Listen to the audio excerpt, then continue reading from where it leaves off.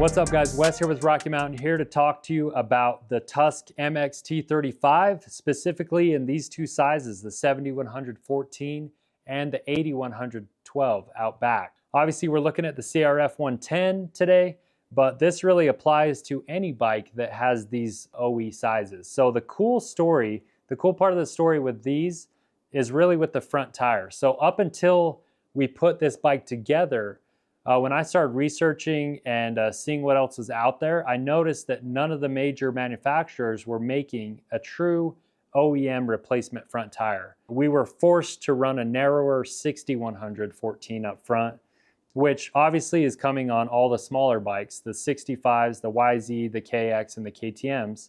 And they were just forcing us, if you wanted aftermarket, you were going to run a narrower tire. So I got with the R&D group and we worked together and found that it was feasible to bring this tire to the market.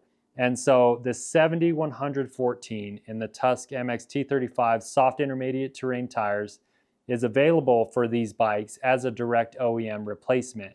Now, you're not only getting that stock contact patch and the stock profile, the stock tire profile, you're also getting the soft intermediate lugs and rubber compound.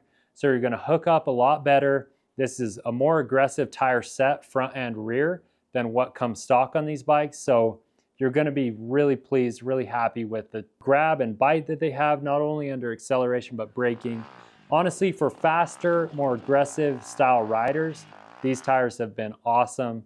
The other cool thing about them is they're super affordable. You guys have no reason to not have freshies on your bike at all times because they're really affordable. So anyway, just wanted to plug that for you guys and tell you guys the cool story behind bringing this tire to market and making it available for you.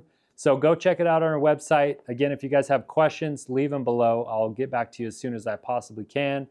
And thanks for watching. Subscribe if you haven't already to our channel, and we'll catch you guys next time.